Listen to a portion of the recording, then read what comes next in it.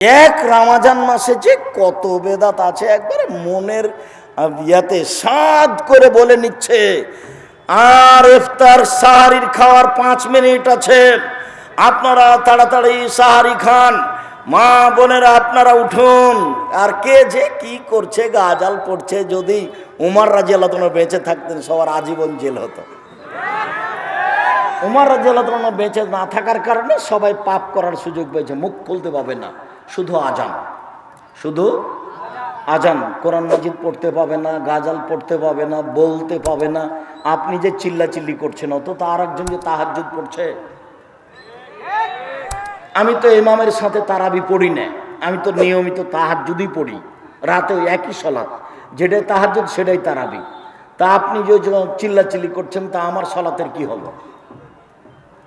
কে আপনাকে চিল্লাচিল্লির অনুমতি দিল? আপনার হুজুরও বেদাতি, আপনিও বেদাতি। পুরো রমজানটা বেদাত দিয়ে ঘেরে রেখেছেন। কিসের ইবাদত খামাখা? আপনার খাওয়ার না খাওয়া দুটাই সমান। আপনি ছিলেন রোজা, সিয়াম ছিলেন না। সিয়াম মানে বিরত থাকা, রোজা মানে উপবাস থাকা। 16 আনায় মিছে জীবনটা আপনার, 16 আনায় মিছে। বাবু ও মাঝি, চন্দ্র কেন বাড়ে কমে রে? আমি তো তা বলতে পারি না। দেখি মাঝি তোর জীবন 4 আনাই মিছে, দেখি মাঝি তোর জীবন 8 আনাই মিছে, দেখি মাঝি তোর জীবন 12 আনাই মিছে। বাতাস উঠেছে, নৌকা হিলে উঠেছে। মাঝি বাবু, কি মাঝি সাঁতার জানো বাবু? না রে মাঝি, না আমি তো সাঁতার জানি না। বাবু এখন দেখি তোমার জীবন 16 আনাই মিছে। চিল্লাচিল্লি করে রমজান মাস পালন করে জীবন 16 আনাই মিছে। কথা যা বলছি সেটা জীবনে কোনোদিন ফেরত নেওয়া হবে না ইনশাআল্লাহ। তোমার সিয়াম পালন হয়নি এ কথাই চূড়ান্ত। রাসূল সাল্লাল্লাহু আলাইহি সাল্লাম বলছেন, মালা মুহদাসান, কেউ যদি বিদআতকে আশ্রয় দেয়, লা ইকবাল আনহু আদল সারফ, তার ফরজ ইবাদত কবুল হবে না, তার নফল ইবাদত কবুল হবে না। ও হলো বেদাতি, আর কোন ইবাদত কবুল হবে না। হাদিস বুখারী মুসলিম। মুখ খোলার আগে আগে দেখতে হবে আমার কথা রাসূলের সাথে মিল খায় কিনা। সালাম তো ছিল এরকম, আসসালামু আলাইকুম। তালুর সাথে তালু, 2 হাত পৃথক হলো, সব পাপ ক্ষমা। হাদিস সহিহ, হাদিস আবু দাউদ। তা আপনি আসসালামু আলাইকুম, আরো পিছনে লেগেছে আর একটা, 1 2 3 বুকে, 4 এরকম, 5 এরকম, 6 পায়ে। কত যে সালাম আছে, একটাও চলবে না। রাসূলকে অপমান করে ইবাদত করে কোনো লাভ নেই। আসসালামু আলাইকুম। করোনা যে, করোনা ভাইরাস হাত নয় ঘোষণা দিয়েছি আমি আব্দুর রাজ্জাক বিন ইউসুফ। কারো যদি করোনা হয়ে থাকে আমি তার সাথে একসাথে 1 প্লেটে খাবো। কেউ যদি করোনায় মারা যায় আমি তার জানাজা দেব, গোসল দেবো, কাফন দাফন করব। এতে যদি আমারও করোনা হয় তাহলে আমি বলবো পৃথিবী সৃষ্টির 50,000 বছর পূর্বে আমার ভাগ্যে লেখা হয়েছিল করোনা, তাই আজকে হয়েছে। আমি তার গায়ে হাত দিয়েছি সেই জন্য করোনা হয়েছে। এই কথা আমি আব্দুর রাজ্জাক বিন ইউসুফ বিশ্বাস করি না। অল্প দিন বাঁচতে এসে শিরক করে মরতে রাজি নই। আমি 3 ফুট পর পর দাঁড়াতে রাজি নই। আজ থেকে কিয়ামত পর্যন্ত যদি কাবা ঘরে আর কেউ পাশাপাশি না দাঁড়াই, তবে আমি আব্দুর রাজ্জাক বিন ইউসুফ পাশাপাশি দাঁড়ানোরই চেষ্টা করব। 3 ফুট দূরে দাঁড়িয়ে করোনা থেকে আমি বাঁচতে রাজি নই। প্রয়োজনে একাই বাড়িতে সালাত আদায় করব, কিন্তু পদ্ধতি পরিবর্তন করতে পারি না। মাস্ক এখন লাগাবো, এই যে ধুলাবালি উঠছে জীবনে আছে, সেই জন্য করোনা থেকে বাঁচার জন্য মাস্ক আমি আব্দুর রাজ্জাক বিন ইউসুফ লাগাবো না। আমিও দিয়ে ভাগ্য বাড়াতে রাজি নই। আমাকে করোনা হবে না, যদি হয় তাহলে বুঝবো এটা 50,000 বছর আগে লেখা হয়েছিল পৃথিবী সৃষ্টির। যদি সতর্কতায় বাঁচা যেত তাহলে যমুনা ফিউচার পার্কের মালিক করোনায় মারা যেত না। যারা দেশের পানি খায় না, দেশের পানি খায় না, ওরা এ দেশের পানি খায় না, বাহির থেকে পানি নিয়ে আসা খায়। টাকার অভাব নেই, ভুল হিসেব। বিমানবালায় মেয়েটা বলছে মাস্ক লাগান, ধৈর্য ধারণ করো। মাস্ক লাগান, ধৈর্য ধারণ করো। মাস্ক লাগান, ধৈর্য ধারণ করো। আবার যখন বলেছে আমি যখন উঠছিলাম তুমি তখন দেখনি, আমার মাস্ক মুখে ছিল না, দেখো আমি মাস্ক মুখে লাগাবো না, এর আগে তুমি আমাকে দেখলে নামিয়ে দিও, এখন তুমি যাকে বলার বলো, আমি মাস্ক দিয়ে করোনা ঠেকাতে রাজি নই, আমি আব্দুর রাজ্জাক বিন ইউসুফ শিরক করে 1 ঘন্টা বাঁচতে রাজি নই, যা হবে ভাগ্যে হবে। ওটা তুমি বিশ্বাসই করি না, ওই পথে আমি নই। মাস্ক এখন লাগান, ধুলাবালি উঠছে না, অনেক ধুলাবালি আছে, জীবাণু আছে, এখন লাগিয়ে রাখেন। একটা দিয়ে একটা ঠেকান কি করে? আল্লাহ নবী বলছেন না ইউদি শাইউনের শাইন, রোগ ব্যাধি একজনের কাছ থেকে আরেকজনের কাছে যায় না, একজনের কাছ থেকে আরেকজনের কাছে যায় না, এটাও শিরক, যা আলোচনার শেষে আসছে। সম্মানিত দিনী ভাই বোন, বলছিলাম শিরক দেখাচ্ছিলাম, 1 মাদুলি ঝুলানো শিরক, 2 স্বামী স্ত্রীর মধ্যে ভালোবাসা সৃষ্টি করা শিরক, 3 ঝাড়ফুঁক করা শিরক। তবে কোরআন মাজিদের আয়াত পড়ে ঝাড়ফুঁক করা যায়, তবে হাদিসের দোয়া পড়ে ঝাড়ফুঁক করা যায়, শিরকি কথা দিয়ে ঝাড়ফুঁক করা যায় না। রাসূল সাল্লাল্লাহু আলাইহি সাল্লাম বললেন মান তাআল্লাকা তামিমান ফাকাদ আশরাকা, কেউ যদি মাদুলি ঝুলায় তাহলে সে শিরক করলো। 10 জন লোক নবীর কাছে আসলো, 9 জনের সাথে বায়াত করলেন, একজনকে ছেড়ে দিলেন। ওরা 9 জন বলল যে তারাক্তা তিসাতান ও তারাক্তা বায়াতা তিসাতান ও তারাক্তা ওয়াহিদান। আল্লাহর নবী 9 জনের সাথে বায়াত করলেন, একজনকে ছেড়ে দিলেন। তখন আল্লাহ রাসূল বলছেন ওর গলায় তাবিজ আছে, সেই জন্য বায়াত করলাম না। ফাদ খালা দাও ফাকাতাহা, হাতটা ভিতরে ঢুকিয়ে তাবিজটা ছিঁড়ে ফেলে দিল। আল্লাহ রাসূল তার সাথে বায়াত করলেন। যখন ওই যে ত্রাণ বিতরণে গেছিলাম, তখন আমি ওই যে মাদুলি কেটে কেটে ফেলছিলাম, দেখেননি দৃশ্য? যখন যাকে টাকা পয়সা দিয়েছি তখনই তার গায়ে হাতে মাদুলি আছে কিনা এটা খেয়াল করেছি, এখনো করি। আপনার হাতে যদি মাদুলি থাকে, গলায় থাকে, মাজায় থাকে, উপস্থিত বৈঠকের দিনই মুসলিম বোন, এই মেঘ কথা বলছো কেন? উপস্থিত বৈঠকের দিনই মুসলিম বোন, আপনার কোমরে মাদুলি আছে নাকি? হাতে বাহুতে মাদুলি আছে? তাবিজ আছে? তাবিজ থাকলে আপনি এখনই খুলে ফেলুন, এখনই, এই মুহূর্তে, 1 সেকেন্ড দেরির সুযোগ নেই। যদি আপনি খুলে ফেলেন মারা যান, জান্নাত হবে ইনশাল্লাহ। আর থেকে যাওয়া অবস্থায় মারা গেলে জান্নাত হবে না, এটাই চূড়ান্ত হিসাব। সাফিয়া রাদিয়াল্লাহু তাআলা আনহা বলেন মান আতারাফান ফাসালাহু আন শাইইন, কে যদি কোনো গণকের কাছে যায়, গণককে কোনো বিষয়ে জিজ্ঞাসা করে, লা তুকবালু সালাতুন 40 লাইলা, 40 দিন তার নামাজ কবুল হবে না। কেউ যদি গণকের কাছে যায় কিছু জিজ্ঞাসা করে, দেখুন তো ভাই আমার টাকাটা হারিয়ে গেছে, কে নিয়েছে, তার সালাত কবুল হবে না কতদিন? 40 দিন। রাসূল সাল্লাল্লাহু আলাইহি সাল্লাম বলেন মান আতা আরাফান ফাসাদ্দাকা বিমা কালা, গণকের কথা যদিও বিশ্বাস করে, ফাকাদ কাফারা বিমা উনজিলা আলা মুহাম্মদ, তাহলে সে কোরআন মাজিদকে অস্বীকার করল।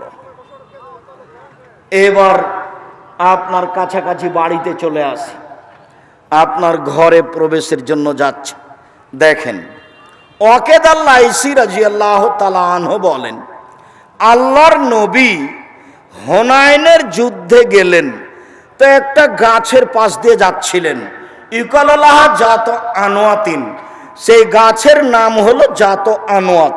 এই যে একটা গাছ, সেই গাছটার নাম হলো জাত আনোয়াত। মুশরিকেরা তাদের তরবারি সেই গাছে ঝুলাতো, তারা মনে করতে এতে সুবিধা হবে। তখন সাহাবীগণ বললেন আল্লাহর নবী ইজাল্লানা জাতা আনোয়াতিন কামালাহুম জাত আনোয়াত, আপনি আমাদের জন্য একটা এরকম গাছ করে দেন না, আমরা সেখানে তরবারি ঝুলাবো, এরা যেমন তরবারি ঝুলাচ্ছে আমরাও তেমন তরবারি ঝুলাবো।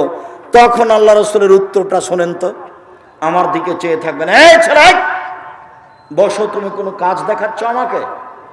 তুমি আমার চেয়ে বেশি ক্লান্ত।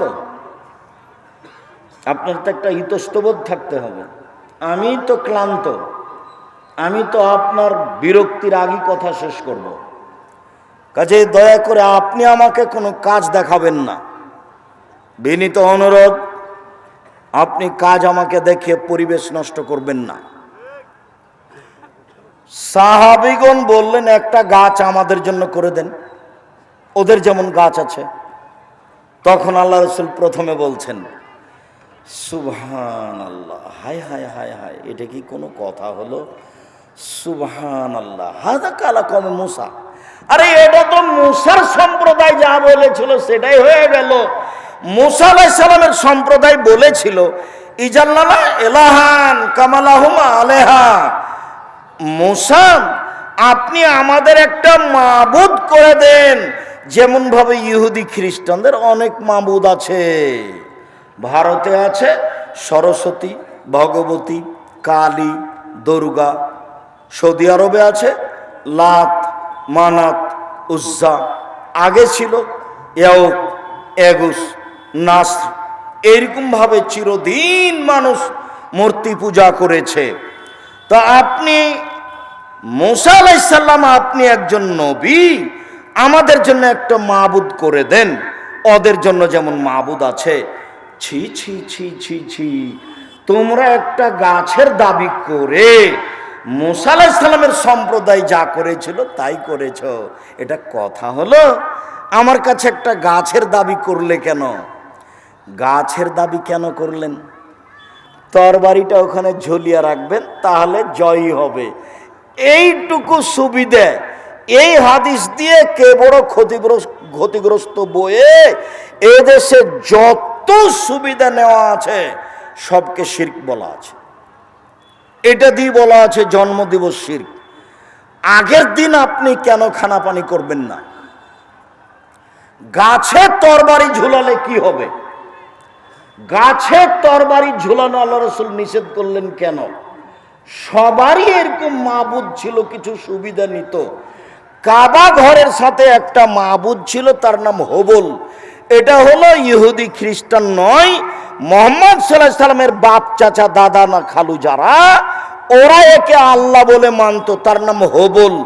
সেই হবল মূর্তির পাশে একটা পাতিল ছিল, সেই পাতিলে 3টে খড়ি ছিল। একটা খড়ির গায়ে লেখা ছিল ইফাল, করো। একটা খড়ির গায়ে লেখা ছিল লা তাফাল, করো না। একটা খড়ির গায়ে লেখা ছিল মুহমাল, কিছুই না। তো মানুষ যদি তার মেয়ের বিবাহ দিবে অমুক ছেলের সাথে, তখন ওই পাতিলের ভিতরে এভাবে হাত ঢোকাতো, দেখেন, একটা খড়ি বের করতো, ইফাল, করো। ও হবল আল্লাহ বলে দিল বিবাহ দিয়ে দাও।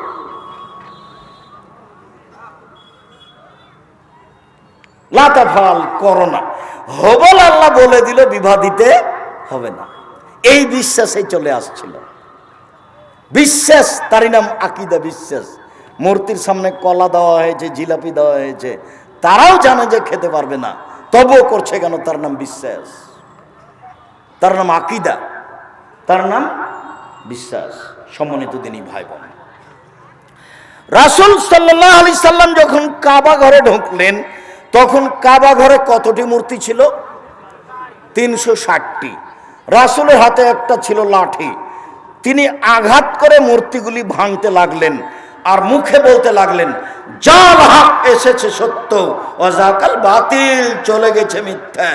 ইন্নাল বাতিলা, নিশ্চয় মিথ্যা, কানা জাহুকা, চিরদিন মিথ্যা। এসেছে সত্য, চলে গেছে মিথ্যা, নিশ্চয় মিথ্যা, চিরদিন মিথ্যা। সব মূর্তিগুলিকে ভেঙে দিলেন।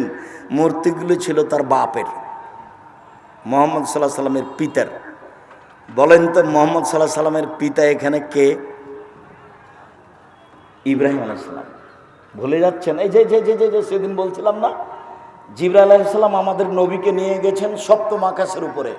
নিয়ে গিয়ে জিবরাইল বলছেন, হুয়া ইব্রাহিম, হুয়া আবুকা ফাসাল্লাম আলাইহি, ইনি হচ্ছেন ইব্রাহিম, ইনি আপনার বাপ, আপনি তাকে সালাম দেন। তখন আমাদের নবী একটু আগিয়ে গেলেন, আগিয়ে গিয়ে বলছেন, আসসালামু আলাইকুম ইয়া আবি, আব্বা আপনাকে সালাম। তখন ইব্রাহিম আলাইহিস সালাম বলছেন, ওয়ালাইকুম সালাম ইবনি সালেহ নবী সালেহ, ও আমার সৎ ছেলে, তোমাকেও সালাম। ও সৎ নবী, তোমাকেও সালাম। এটা কে বললেন? ইব্রাহিম আলাইহিস সালাম। আমাদের নবী কি বললেন?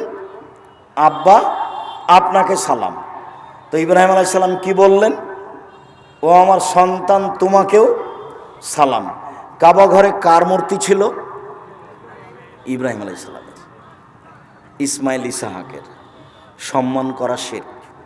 সম্মানিত দিনী ভাই বোন, রাসূল সাল্লাল্লাহু আলাইহি সাল্লাম যে রোগে মারা গেছেন, শেষ অসুখ, সেই সময়ে তিনি বললেন, পৃথিবীর মানুষ সাবধান থেকো, লানাল্লাহুল ইয়াহুদা ওয়ান নাসারা ইত্তাখাযু কুবুর আনবিহিম মাসাজিদা। নিশ্চয়ই ইহুদি খ্রিস্টানের প্রতি অভিশাপ, নিশ্চয়ই ইহুদি খ্রিস্টানের প্রতি অভিশাপ। ওরা নবীদের কবরকে মসজিদ তৈরি করেছে, ওরা নবীদের কবরকে মসজিদ তৈরি করেছে। রাসূল সাল্লাল্লাহু আলাইহি সাল্লাম বললেন, লা তাজালু কাবরি ওয়াসানা, পৃথিবীর মানুষ আমার কবরটাকে ইবাদতের জায়গা করো না। পৃথিবীর মানুষ আমার কবরটাকে ইবাদতের জায়গা করো না। ইন্নাল্লাহ ইয়াগযিবু আলা কওমিন, নিশ্চয় আল্লাহ ওই জাতির উপরে রাগান্বিত হন যে জাতি কবরে মসজিদ তৈরি করে। মসজিদের সাথে কবরের কোনো সম্পর্ক নেই। আল্লাহ রাসূল বললেন, লা তুসাল্লু আলাইহি ওয়ালা ইলাইহি ওয়ালা বাইনাহুমা, কবরের উপরে সালাত আদায় করো না, কবরের দিকে সালাত আদায় করো না, কবরের পাশে সালাত আদায় করো না। মসজিদের ডানে কবর চলবে না, বামে চলবে না, সামনে চলবে না, পিছনে চলবে না, মসজিদের ভিতরে কবর চলবে না। এই মসজিদ সরাতে হবে, এ কথাই ঠিক। যারা এগুলো করে তারা শিরক করে। কবরস্থানে যাওয়া শিরক, কবরের কাছে কিছু চাওয়া শিরক, কবরকে মূল্যায়ন করা শিরক, পীরের কাছে কিছু চাওয়া শিরক, কবরে মানত মানা শিরক। এগুলো হচ্ছে বড় বড় শিরক। সম্মানিত দিনী ভাই বোন, বলছিলাম আমি আর আজকে বিদাতের আলোচনা করলাম না, তবে এতটুক মনে রাখতে বলছি আপনাকে, সেদিন যে ঈদের সালাতে গিয়ে যা করেছেন এগুলো সব বিদাত। রমজান মাসে যা করেছেন এগুলো সব বিদাত। একটা মানুষ মারা গেলে ওই মমর্ষ থেকে যা করছেন সবই বিদাত। একটু খেয়াল করেন তো, 1 মিনিট বলি। লোকটা মরে মরে জান যায় যায়, লোকটা মরে মরে জান যায় যায়, কি করতে হবে বলেন তো? লাক্কিনু মাউতাকুম লা ইলাহা ইল্লাল্লাহ। ওর পাশে সূরা ইয়াসিন পড়া বিদাত, কোরআন মাজিদ পড়া বিদাত। কোরআন মাজিদ পড়ে তার কিছু উপকার করতে পারবেন না, সূরা ইয়াসিন পড়ে তার কিছু উপকার করতে পারবেন না। আপনি পাশে বলছেন লা ইলাহা ইল্লাল্লাহ, সেও যদি কোনো সময় মুখ দিয়ে লা ইলাহা ইল্লাল্লাহ বলে তাহলে সে জান্নাতে চলে গেছে। আল্লাহ রাসূল বলছেন, মান কানা আখিরু কালামি লা ইলাহা ইল্লাল্লাহ ফাদাখাল জান্নাহ। মানুষের জীবনের শেষ কথা যদি লা ইলাহা ইল্লাল্লাহ হয় তাহলে সে জান্নাতে চলে গেছে। এবার লোকটা মারা গেছে, সাদা কাপড় দিয়ে ঢেকে দেন। আপনি তাড়াতাড়ি কেবলামুখী করলেন কেন? সাদা কাপড় দিয়ে ঢেকে দিতে এটা হলো সুন্নাত, কেবলামুখী করা এটা হলো বিদাত। 3, অজু দিয়ে গোসল দিতে হবে। অজুর অঙ্গগুলি আগে ধুইতে হবে, কুলি থেকে নিয়ে, নাকে পানি দেওয়া থেকে নিয়ে, হাত থেকে নিয়ে, মুখ থেকে নিয়ে, মাথা থেকে নিয়ে অজু করার পরে গোসল দিতে হবে। অজু করিয়ে গোসল দেন। পেট চেপে পেশাব পায়খানা বের করলেন কেন? এরই নাম বিদাত। উঠিয়ে বসিয়ে পেশাব পায়খানা বের করলেন কেন? এরই নাম বিদাত। এখন নখ কাটলেন কেন? এরই নাম বিদাত। নখ বড় রাখতে পাবে না কেউ। উপস্থিত বৈঠকের মুসলিম বোন, এ মেয়ে শোনো, তোমার হাতে নখ বড় কেন দেখো তো? তোমার বাপ নেই? তোমার হাতে নখগুলো বড় বড় কেন? নবীগণের বৈশিষ্ট্য 10টি। নবীগণের বৈশিষ্ট্য 10টি। কয়টি? 10টি। 1, দাড়ি বড় করতে হবে। 2, মোচ কেটে ফেলতে হবে, চাঁচা যাবে না। মোচ কেটে ফেলতে হবে। 3, অজু গোসলের সময়তে গিরাগুলি ভালো করে ধুইতে হবে। 4, পেশাব করার পরে পানি দিয়ে পবিত্রতা অর্জন করতে হবে, নইলে ঢেল। 40 কদম হাঁটা যাবে না ঢেল নিয়ে, খক খক করে কাশা যাবে না ঢেল নিয়ে, পায়ের উপরে পা উঠানো যাবে না ঢেল নিয়ে। পেশাব করে পানি দিয়ে পবিত্রতা অর্জন করতে হবে। বগলের লুম উঠিয়ে ফেলতে হবে, নারী পুরুষ একই হুকুম। বগলে ব্লেড ব্যবহার করা যাবে না।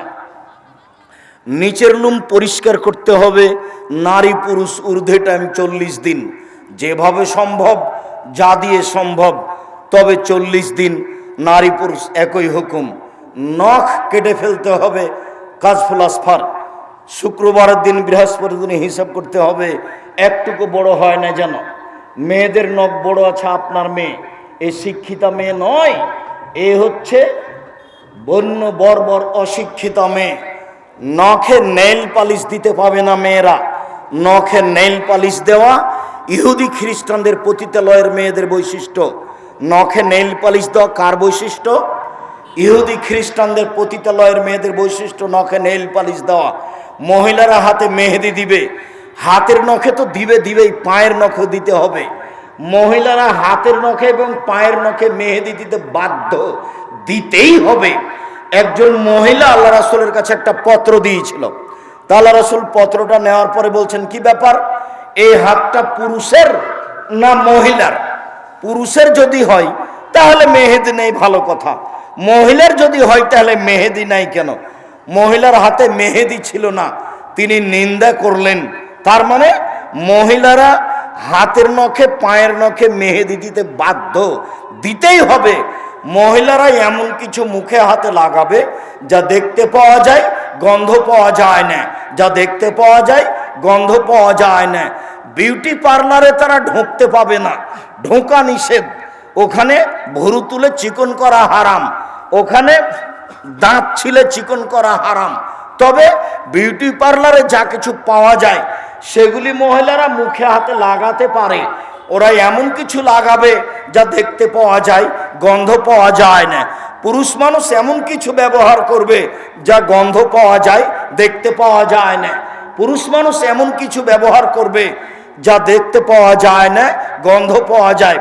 পুরুষের নখে মেহেদি দেওয়া হারাম, হাতে মেহেদি দেওয়া হারাম। কোনো পুরুষ হাতে নখে মেহেদি দিতে পাবে না। আব্দুর রাজ্জাক সাহেব, থামেন। আল্লাহর নবী দাড়িতে মেহেদি দিয়েছিলেন, যার কারণে আমাদের মেয়েরা পায়ে মেহেদি দেয় না। আপনি যে বলছেন পায়ে মেহেদি দিতে হবে, জি দিতে হবে, দিতে বাধ্য। তো দাড়িতে দিয়েছেন যে, আরে দাড়িতে দিয়েছেন এটা একটা সুন্নাত। দাড়ি তো আল্লাহর নবী আতরও তো দিয়েছেন, আল্লাহর নবী দাড়িতে আতর লাগিয়েছেন।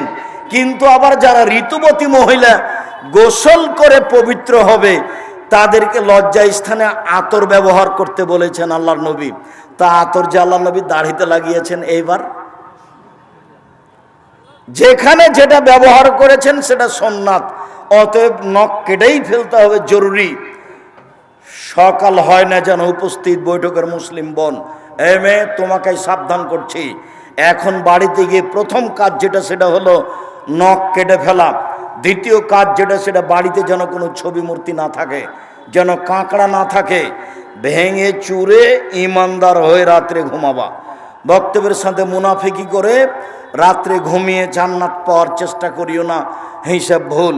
বলছিলাম নখ কাটা যাবে না এখন, মোচ কাটা যাবে না এখন, পরিষ্কার করা যাবে না এখন।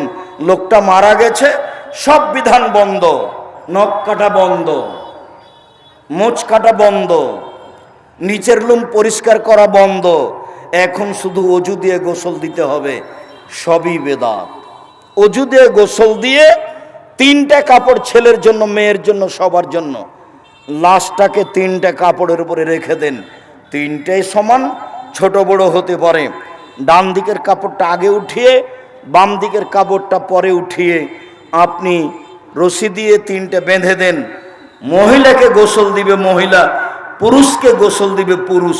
তবে স্বামী গোসল দিবে স্ত্রীকে, স্ত্রী গোসল দিবে স্বামীকে, এটাই বিধান। স্বামী মারা গেছে, স্ত্রী বেঁচে আছে, স্ত্রী গোসল দিবে, এটাই বিধান। স্ত্রী মারা গেছে, স্বামী বেঁচে আছেন, স্বামী স্ত্রীকে গোসল দিবে, এটাই বিধান। একাধিক সহিহ হাদিস। এছাড়া মহিলাকে গোসল দিবে মহিলা, এছাড়া পুরুষকে গোসল দিবে পুরুষ। সম্মানিত দিনী ভাই বোন, পুরো শরীরে পানি ঢেলে দিয়ে সাবান গায়ে দিয়ে একবারে ভালো করে ডলে গাও হাত পরিষ্কার করবে। লজ্জা স্থানে হাত লাগিয়ে পরিষ্কার করতে পারে, কোনো সমস্যা নেই। যদি কেমন কেমন লাগে তাহলে একটু হাতে কাপড় একটু ব্যবহার করবে, একটু কাপড় ব্যবহার করে ভালো করে শরীরের সব অঙ্গ ডলে ভালো করে ঝকঝকে করে পরিষ্কার করবে। একবার, তিনবার, পাঁচবার, সাতবার ঝকঝকে হয়ে পরিষ্কার হতে হবে। এটা রাসূলের হাদিসের আদেশ, একাধিক আদেশ। এরপরে জানাজা। জানাজা শুরু হওয়ার আগে কেউ বক্তব্য দিতে পাবে না, সব বিদআত, কেউ কথা বলতে পাবে না। ইমাম সাহেব বক্তব্য দিতে পাবে না, শুধুমাত্র ইমাম সাহেব বলতে পারেন, শোনেন এই ছেলে, তুমি তোমার বাপের বড় ছেলে তাই না? তুমি সালাম দিয়ে বলো, ঋণ লেনদেন থাকলে আমাকে বললে আমার বাপের জিম্মেদার আমি দিয়ে দিব। কেন? ঋণ ছাড়া জানাজা নাই। আল্লাহ রাসূল জানাজা শুরু করবেন, শুরু করতে গিয়ে বলেন, এই শোনো, এ ঋণ আছে নাকি? জি। তাহলে আমি গেলাম, তোমরা জানাজা করো, আমি গেলাম। উঠে চলে যাচ্ছেন আল্লাহ রাসূল। থামেন থামেন থামেন থামেন, আমি ঋণ পরিশোধ করে দেবো, আমি ঋণ পরিশোধ করে দেবো। আচ্ছা ঠিক আছে। তাই ছেলে বলতে পারে, বাপে বলতে পারে, বড় ভাই বলতে পারে, ঋণের কথা কোনো বক্তব্য নেই, কারো বক্তব্য চলবে না। ইমাম সাহেব কাতার সোজা করতে বলবেন, আজান নয়, একামত নেই। কাতার সোজা করতে বলে আল্লাহু আকবার বলে হাত উঠিয়ে জানাজা শুরু করবেন। 4 তাকবীরের জানাজা। সালাম ফিরে লাশ নিয়ে যাবেন। মাথা আগে না পা আগে বিবেচনার প্রয়োজন নাই, আগে বিবেচনা করলে বিদাত হবে। 4 জন ঘাড়ে করে লাশ নিয়ে যাবে, মধ্যে নামাতে হবে, এটাই বিদাত। প্রয়োজনে 10 বার নামাবে। কাঁধ পরিবর্তন করতে হবে, এটাই বিদাত। প্রয়োজনে 10 বার কাঁধ পরিবর্তন করবে। বুঝা গেল না কথা মনে হয়? প্রয়োজনে 10 বার নামাবে, কিন্তু নামাতে হবে এই কথা বিদাত। বুঝাতে পারিনি? বুঝাতে পারলাম না? প্রয়োজনে নামাতে হবে।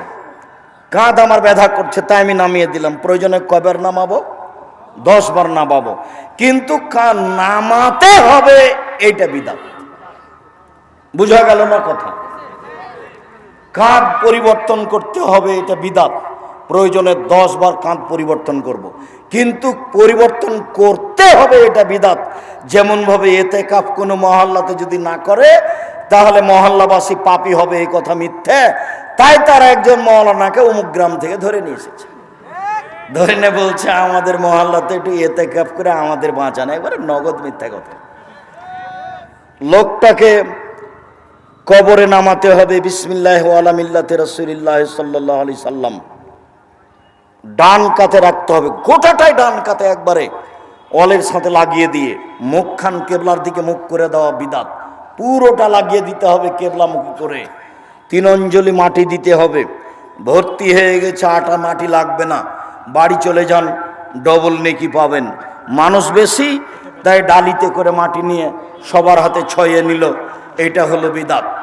এবার কবরের চতুর্দিকে 4টা খড়ি পুঁতে দিলেন, খেজুর ডাল, এটা হলো বিদাত। কুকুরে ক্ষতি করতে পারে, যে কোনো মূল্যে তাকে আটকে রাখার চেষ্টা করেন, জাল টাল কিছু দেন, সেটা ভিন্ন কথা। মাটি ভালো, কোনো সমস্যা নেই, তবু আপনি পানি ঢাললেন, এটা হলো বিদাত। চতুর্দিকে দাঁড়িয়ে সবাই মিলে দোয়া করলেন, এটা হলো বিদাত। 40 দিনের দিন খাওয়ালেন, এটা হলো শিরক ও বেদাত। সম্মানিত দিনী ভাই বোন, এক জানাজাকে লক্ষ্য করে 241টা বেদাত আছে, বই পুস্তকে দেখুন। আজকের জন্য এই পর্যন্ত আলোচনা করে আমি আপনাদের জন্য আন্তরিকভাবে দোয়া করি, আল্লাহ আপনাদের যারা মারা গেছে তুমি তাদের কবরের শাস্তি মাফ করো। এই ছেলে থামো, দোয়া পড়ি। যারা আমরা অসুস্থ আল্লাহ তুমি তাদের আরোগ্য দাও, যারা আমরা বেঁচে আছি তুমি তাদেরকে তোমার রাসূলের পদ্ধতি অনুযায়ী চলার তৌফিক দান করো। আজকের আলোচনা মেনে চলার তৌফিক দান করো।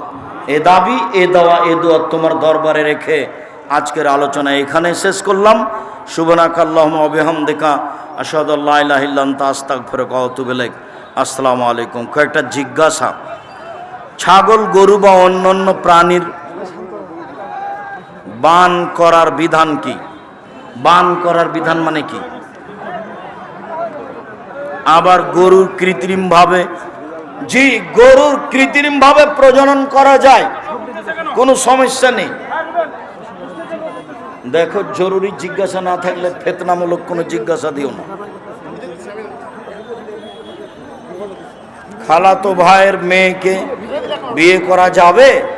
খালাতো বোনকেই তো যায়, তো খালাতো ভাইয়ের মেয়েকে বিবাহ করা যাবে না কেন? খুব যাবে, কোনো সমস্যা নেই। যাক, সুন্দর স্টেজে কেউ যেন না ওঠে। সৌন্দর্য বৃদ্ধির জন্য ঘাড় বাবরি চুল রাখা যাবে কি? না, ঘাড়ের উপরে রাখতে হবে। জানাজার সালাতে সূরা ফাতিহার পরিবর্তে সানা পড়া যাবে কি? যাবে না, সানা নেই। আল্লাহ আকবর বলে আউযুবিল্লাহ বিসমিল্লাহ বলে সূরা ফাতিহা, বিসমিল্লাহ বললে অন্য সূরা। ঈদের সালাত 6 তাকবীরে আদায় করা যাবে কি? হাদিস নেই।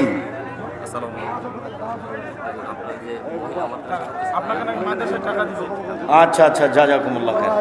যারা জামিয়া সালাফিয়ায় টাকা দিবেন ভালো কথা, আমি যখন নামবো তখন দিন না। আজকে কোনো বই পুস্তক নেই।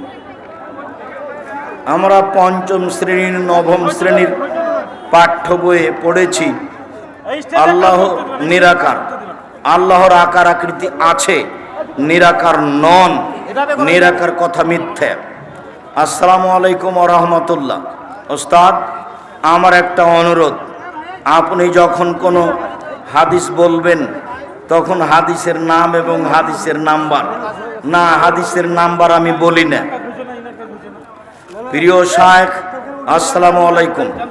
আমি 5 ওয়াক্ত নামাজ পড়ি, কিন্তু দাড়ি রাখতে পারছি না, রাখতেই হবে যে কোনো মূল্যে।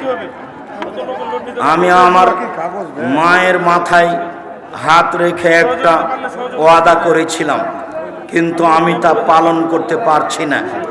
তুমি কাফারা দিয়ে ফিরে আসো যদি কসম করে থাকো, আর না হলে কিছু নেই, পারো না পারো না। মহান আল্লাহর কাছে সবচেয়ে বেশি কোন আমলটি প্রিয়? আস্তাগফিরুল্লাহ ওয়া আতুবু ইলাইহি, এই আমলটি প্রিয়। মানুষ যে আল্লাহর নামে কসম খায় এবং সেই কসম ভেঙে ফেলে, আল্লাহর নামেই কসম করতে হবে। ভাঙতে হলে